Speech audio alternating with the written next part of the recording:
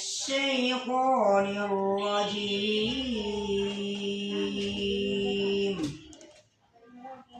بسم الله الرحمن الرحيم মধুর কণ্ঠে সুন্দর কোরআন তেলাওয়াত করে শুরু করার জন্য এখন আপনাদের অনুমতি নিয়ে আমি আজকের মূল রাখার জন্য আমি সুবিনয় প্রতিষ্ঠানের ক্রমবিকাশে তার ভূমিকা অপরিসীম।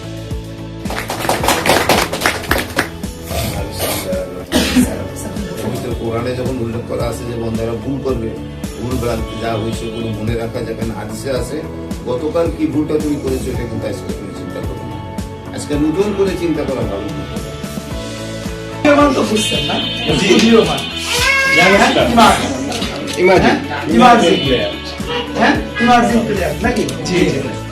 মানে বিস্ময় কিছু করলে তার সাথে উদয়মান হয় না, যার কাছ থেকে আমরা আশা করি তার থেকে আমরা একটা নির্দিষ্ট দিকে আশা করি না, তার থেকে যখন সে বেশি কিছু দেখায় তখন তাকে আমরা কি উদীয়মান হিসেবে ধরে নিই।